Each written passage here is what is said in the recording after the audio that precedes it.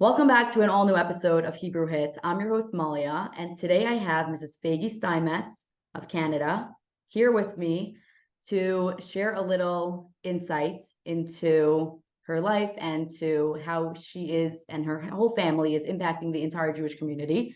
So first, I want to say thank you so much for being here. Thank you for having me, Malia. Appreciate it. So I heard your speech this morning that you gave last night, and it was extremely moving. I had a few questions prepared of what I wanted to ask you, and it was just so powerful that I switched a little bit of how this interview, the focus of it a little bit. But I do want to start off by saying that the Meron tragedy, if people don't know, you are Dovi Steinmetz's mother, and it was a huge tragedy. So many people lost their lives, but something about Dovi, his neshama and him as a human being has been able to impact people across the entire world. I have never met your family. I never met Dovi, but I have been personally inspired and moved by him. And there's a reason why his name has made it around the world, that people are hearing stories about him specifically. So I want to pass this over to you and ask you if you can share a little bit about Dovi and why you think this is the case, that his name and him as a person is affecting so many people. Well, Dovi really was just a regular boy. He was normal. He wasn't anything, so to speak. He wasn't special in any way, shape, or form. He was a regular yeshiva boy. He wasn't extraordinary, in any particular area other than he was extraordinary. He was everyone's best friend, or at least everyone thought he was their best friend. I mean, during the Shiva, everybody came over to tell me, he was my son's best friend. The funny thing was that when people came over to tell me, I'm Yaakov's mother, or I'm David's mother, or I'm Sroli's mother, I honestly didn't know who those boys were, because Dovi never referred to those boys by those names. Everybody was Jake or Dave or Josh or this. I felt so stupid. And I was like, does your son have another name? And those mothers looked at me so blankly. And I was like, okay. And I just nodded and I smiled. And then later on, as I was looking through pictures, I realized boys never refer to their friends by their real names. Yeah. They kind of have their own language. And it was funny. And as I got to know his friends kind of afterwards, and I referred to them by the names that Dovi called them, I realized their mothers have no clues. They were so clueless about, their other lives. Dovi was a real people's person. He loved people of all ages. It didn't really matter who they were, what their backgrounds were. He just loved them for who they were. And he just appreciated people. During COVID, especially during COVID, when people were so isolated, he, for example, he had a boy from his yeshiva that was from England, and he used to learn with him on Zoom every day for 2 hours. And his mother told me afterwards that those 2 hours were the only 2 hours of the day that that boy actually came out of his room. He would lock himself into his room. He was so lonely and so isolated. And he was like a hermit. He refused to come out of his room. He was alone. But those 2 hours that Dovi Zoomed and learned with him, he was a completely different person. He was alive. And Dovi had that knack for being able to pick up on those boys who would need to pick me up. And he zoomed in on that. And it was amazing. But he never made those boys feel as if he were picking up those boys. Those boys were picking up Dovi. Wow. And that was his chush. That was his intuitiveness. And was it something that you did, that you brought him up in a certain way that he became like this? Because, I mean, it could be that he was born this way, but it does stem from the parents, I feel like. No, I really raised my children to be very self-sufficient. I never coddled my children. My kids, my kids used to laugh. My friends used to laugh, actually. Like, your kids can literally take care of themselves. Like, my oldest, my 3 older kids were 3 under the age of 3. My oldest son, Yuri, was literally feeding his 2 younger brothers, Tzvi and Dovi. from the time he was 3 years old. He was giving them breakfast. They made themselves lunch. I mean, it was a comedy scene. My house was a circus. They were just a team. Really, they loved each other. I mean, they killed each other. Don't kid yourself. They're boys, yeah. They were real boys. Yeah. I have 5 boys and 1 princess. They were real boys and they were normal. They killed each other. They fought with each other. I mean, they weren't wild in the respect that my house was like upside down and I had, broken walls or anything like that. Yeah. But they were boys. They played hockey. They played foot, they did crazy things. But no, they were just fun. They loved each other. Yes, they fought over the bikes and they fought over the hockey pucks, but they were normal, fun-loving boys, real boys to the nth degree. Do you feel that Dovi was a gabra? And I'll tell you why I'm asking this question. I was looking things up online and I found a video that I was like surprised how he got there, unless he made this appointment before. I don't know how, but I saw in Meron, I'm sure it was that night, he was pouring oil on one of the bonfires. Right. And so he bought that privilege. He bought the privilege to pour the oil on the hadlaka, but he felt that it wouldn't be right for him to be the only one to have that privilege. So he also bought the privilege for him and his friends to do it.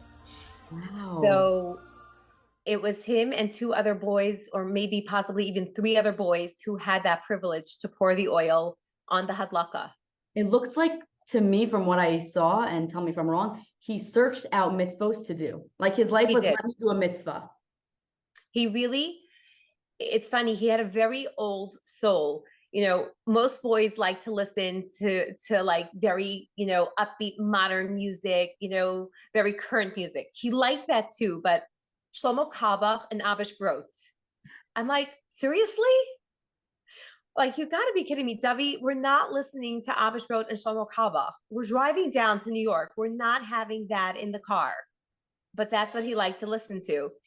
And funny enough, where his kever is, when we went to visit one of the occasions, there was music playing and there were a lot of people singing there. And I'm like, oh my gosh, it must be Shlomo Kabach's yahrzeit or something.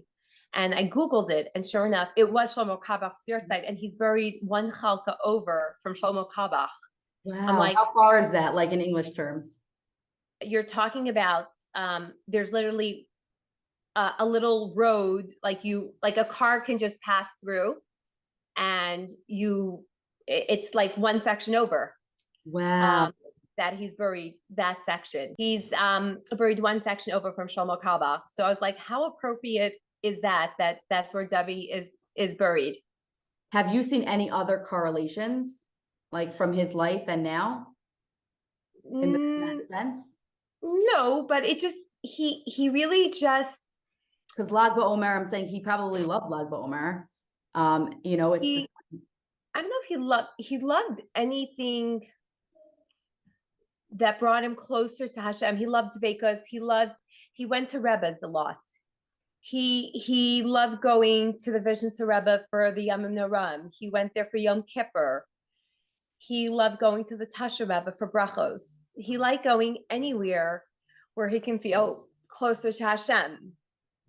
That was what he was all about. At such a young age. That's so incredible. Yeah, he really had, like I said, he had a very old soul. Yeah. When I was speaking to your husband, he mentioned that Dovi's thing that he also focused on was Emunah and faith in Hashem. Now, I see that what you and your family are doing with Ani Maamin, you put out a sefer and the Ani Maamin cards. And by the way, I want to say I said Ani Maamin today in his zechus.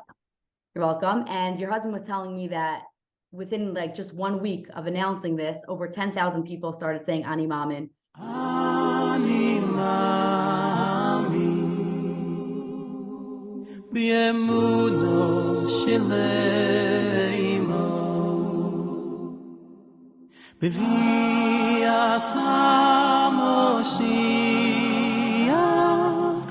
Ani Maamin ואף על פי שישמע עם כל זה אחכה אלוהי בכל יום שיבואי בכל יום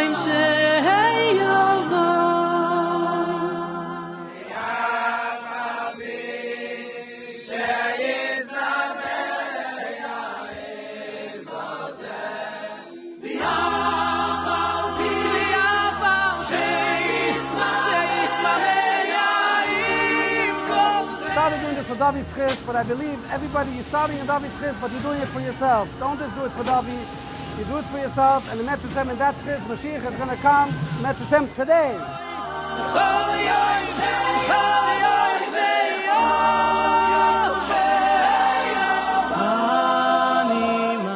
Can you talk about faith? Like, how did he have such strong Emunah? And can you share a story of him, like an Emunah story about him?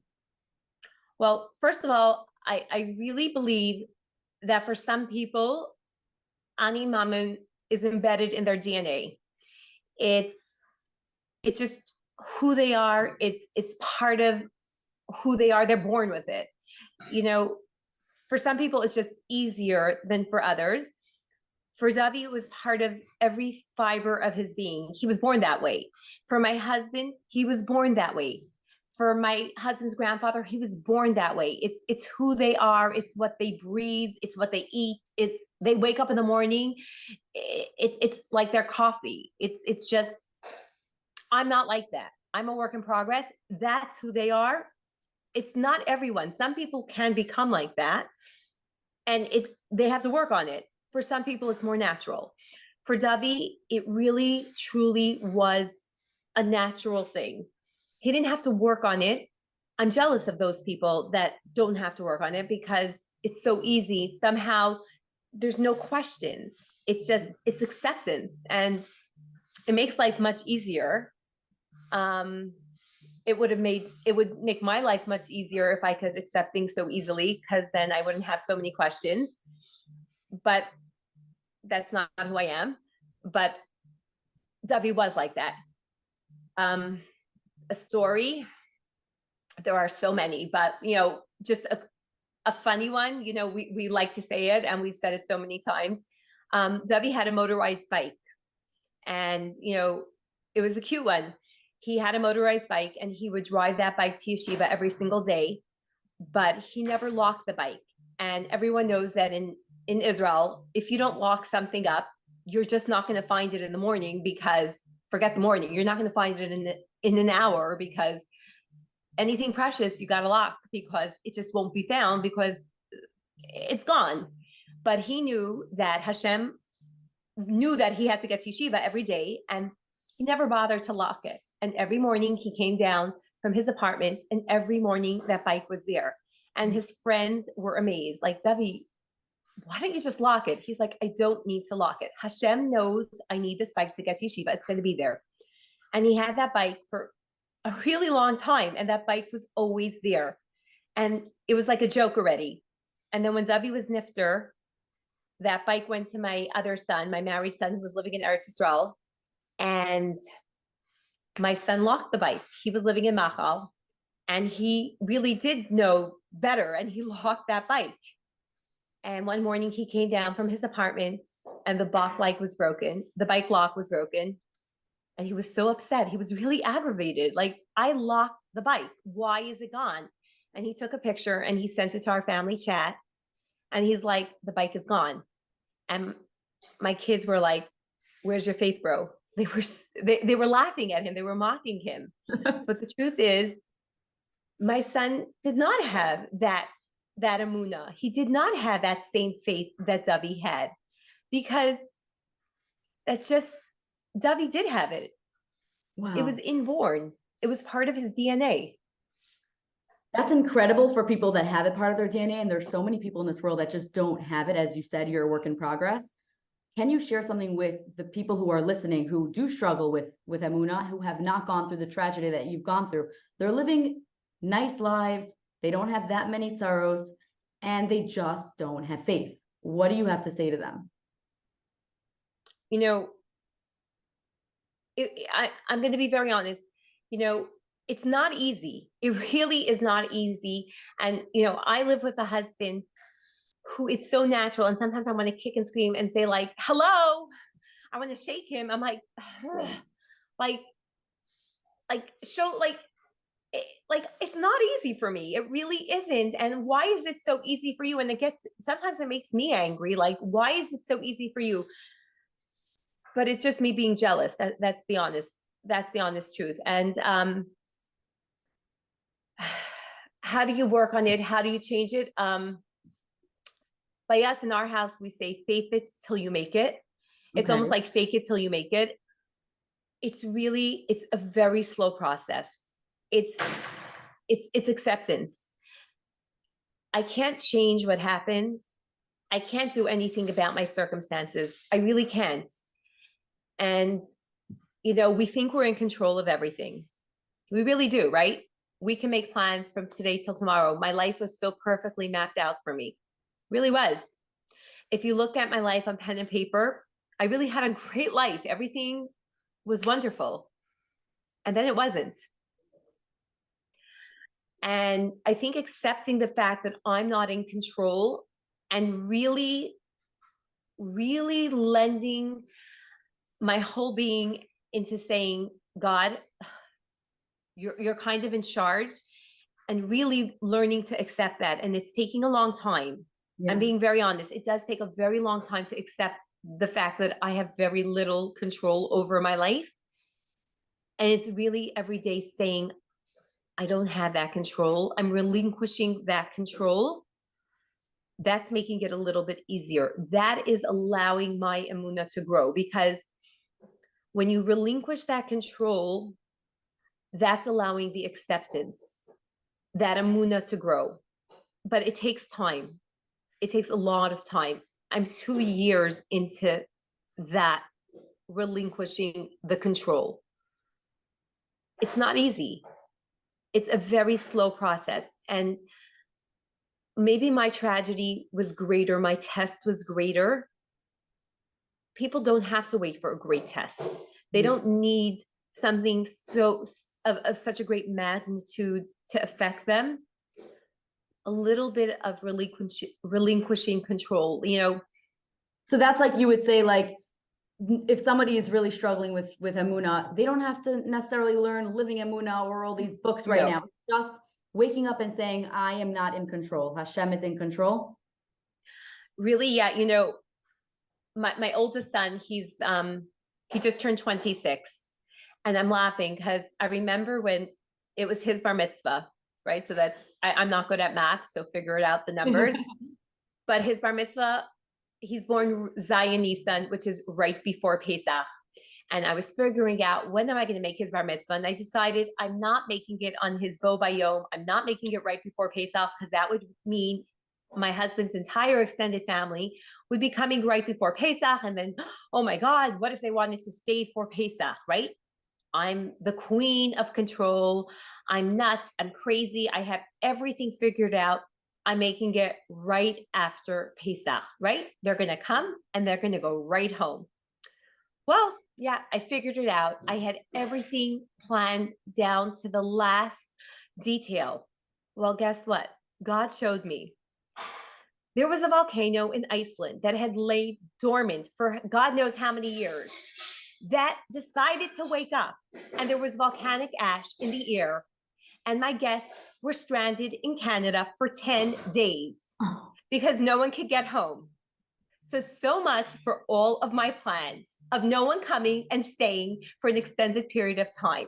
I should have learned my lesson that I am not in control, because I did not learn anything from that, because I was too young and I was too stupid, and I thought I knew everything. I did not have faith in anyone other than myself. But now I learned I am not in control. I have zero control. Wow. And I am relinquishing my control, because that's it. It's not in my hands. Mm-hmm. And it took me a lot of years and a lot of maturity, a lot of growth to come to that and unfortunately a tragedy to make me learn that. And it shouldn't have taken that. Wow. No, I mean, like, I really have no words. Like, you're such a powerful woman, and No, really, I'm not. but the way that you're sharing this stuff, like, it's powerful, because you're saying it's a work in progress. It's not that you just wake up one day and it's like, okay, something horrible happened in my life. I have to just have faith in Hashem and say, yes, this is like No. what you're saying, like it's taking the little steps, and it's not just rushing and like overnight changing. Oh, it's kicking and screaming for 2 years. A lot of kicking and a lot of screaming. And it was a lot of anger. It really was. And I can't say that I accepted my challenge with love and open arms. No, my husband did. And he was, because of his Emunah being so strong, he never once questioned. He accepted it much easier than I did. I had so many questions and I needed that crystal ball, but there is no crystal ball. No. And you can search and you can wonder and you can question. There are no answers, no matter where you go or how many people you question or how loud you scream. There are no answers. And if there were a crystal ball, we would all be rich because we all would have won the lottery. And, we would all know when Mashiach was here, and we would all know when our shidduchim were coming, and we would all know how many children we were having, and we would never have to ask any Rav or anything because we would all have our answers. But there are no crystal balls, and there are no magic answers, and there's no quick fixes for anything. No, there's definitely not. And I like that you're saying that it's step by step. I do, because there are people, like, if you would have just said you're just like your husband, the people listening to this may have been like, oh, wow, well, like, I don't have that kind of faith. Like how is that even possible? But the fact that you're saying that you're not like that, it shows you're human, and it shows that you need time, and everybody could learn from that over time you develop a stronger relationship and you have more Emunah. Now, is there anything from the community, from the Jewish nation, that can give you chizuk? Anything that we can do that can give you and your family chizuk? Well, the fact that I can say honestly, on a daily basis, we get, I can't even tell you, like, I don't think it's ever less than 10 WhatsApps or 10 messages or 10 emails of people saying Ani Maamin, or pictures of Ani Maamin cards in literally the most random places. We got one, I think one was in Siberia. Like, who's in Siberia? Like, what? We didn't even know that, like, random places. Like, I mean, if Timbuktu exists, that's where the Ani Maamin cards are. I mean, in Phuket, like, really, I think they are on every continent, in every country. I mean, it really, the Ani Maamin initiative snowballed into such a movement.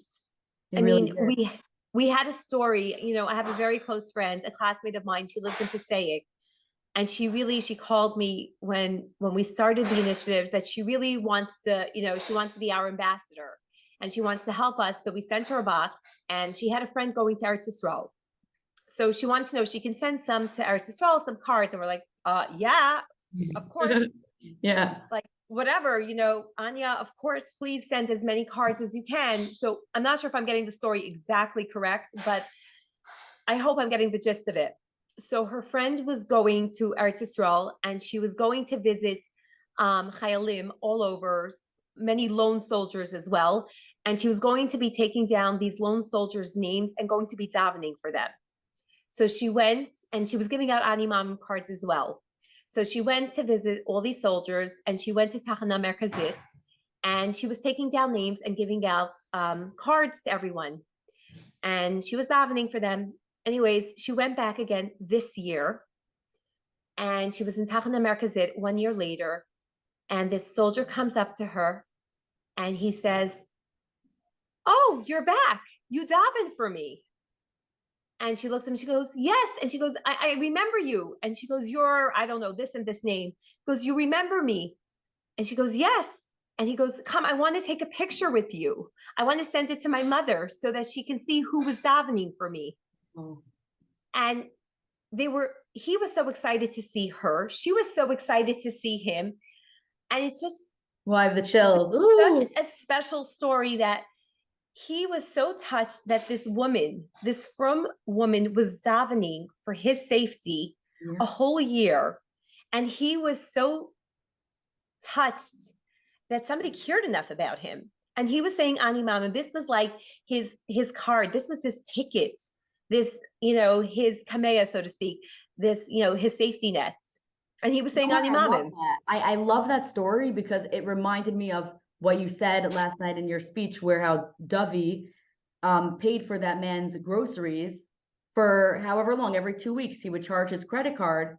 And look at him helping, like his neshama is, and his, like who he was, is making a ripple effect in making other people, cause other people to feel that way, cared for, Yeah. which is what he did. Now, like, it's incredible. For the people that don't know the story, I guess I could just say quickly that there was a man who didn't have money to pay for things in the makolet, and Dovi gave his credit card to him, saw him in the street, he waved him. One of his friends said, "Who, you know him?" He said, "Oh, he has my credit card."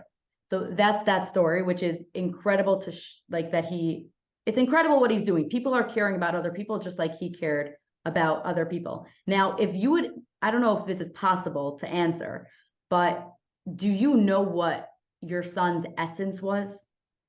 Like if you could figure out like what his essence was, what is it? Because there's so much to Giving.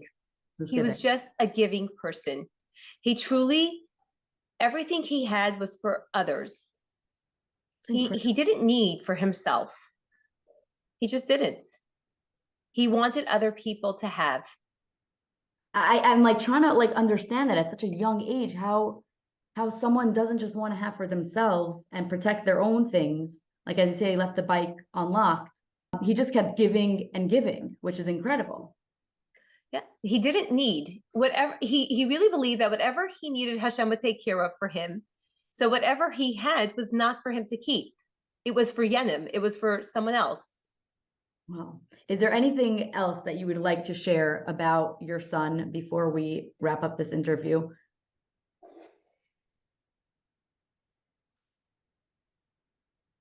Dovi believed that everything in this world was really given by Hashem for us to use to benefit and to give further.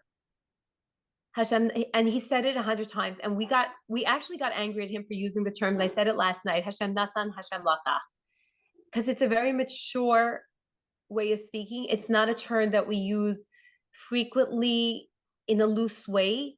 It was almost inappropriate for him to use, but really he believes it, that Hashem gives and Hashem takes. We usually use it when somebody is nifter or like when someone's taken at a young age.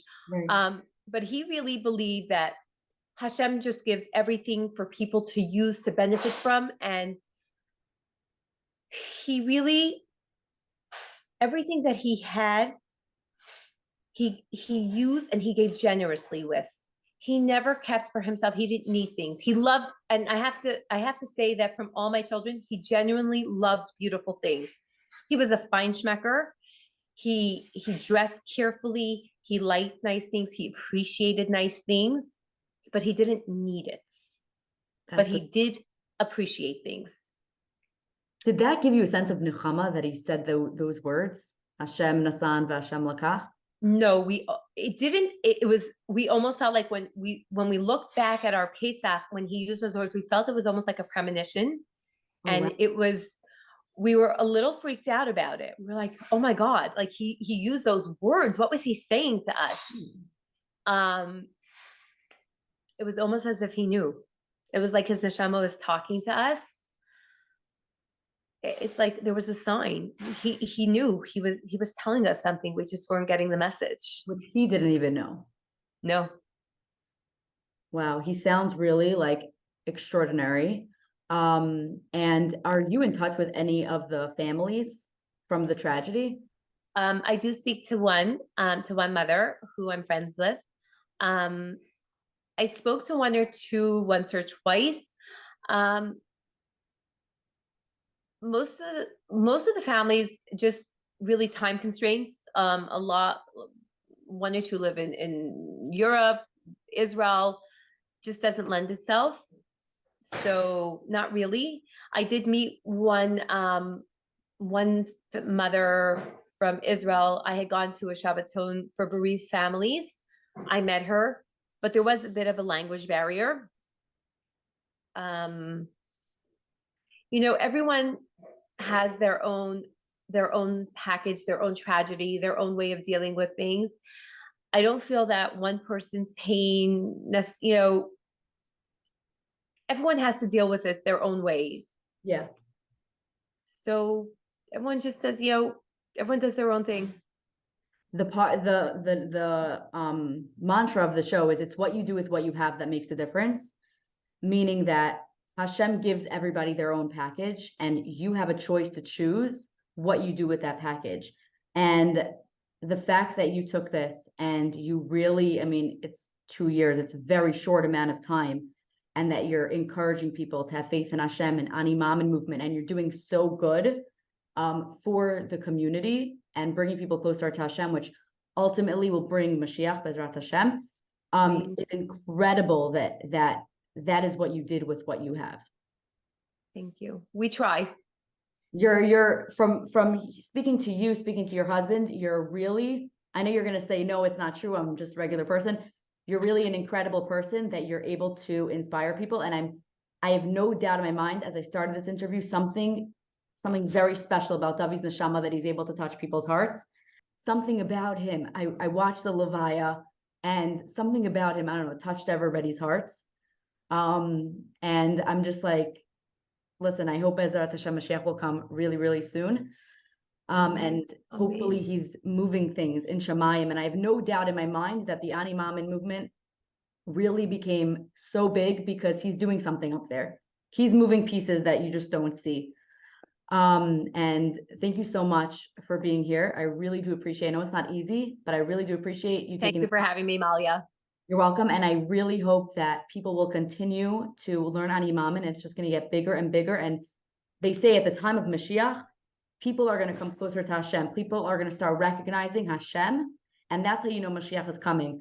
And I think that through this movement of Ani Maamin and having faith in Hashem is really going to bring Mashiach, because that's what it says at the end of the days, if that's how you say it. But I think so. But anyways, thank you so much. If you could just say your son's Hebrew name so that someone could say a bracha or do a mitzvah in his name, Liloi Nishmas.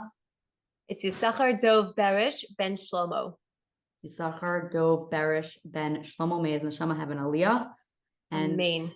Yemela Tiyushar, so that, like, I don't know how you say it either, but I know people. That all of Klal Yisrael, we should be zochet to have Mashiach come b'mehera v'yameinu. Amen. Amen. Amen. Thank you so much for being here on Hebrew Hits. I'm your host, Malia. This is Mrs. Feige Steinmetz. I really did appreciate speaking with you. Thank you. Thank you so much for being here. Thank you.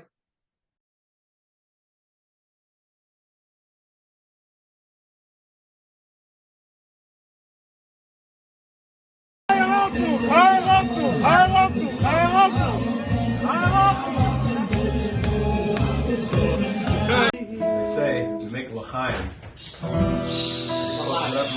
Look into it. We need to make a l'chaim. We make the l'chaim on. We make a mashkin. Why don't we make a l'chaim on water? Besides the obvious reasons. Besides for the obvious reasons, you should make l'chaim. Or make l'chaim. Why is it always only a mashkin? Oh, is it? So What's the paradise? So the Rebbe Rabbeinu says. Brought down. What happens when you put the bottle of water in the freezer? It gets frozen. You ask him, why are you freezing? He says, what do you mean everyone else is freezing? When you put a bottle of mashka in the freezer, what happens? It stays warm. And when you drink it, it's still warm. It may get a bit cold on the outside, but it's still warm. And you ask him, why are you freezing? Everyone else is freezing. He said, just because everyone else is freezing doesn't mean I have to freeze.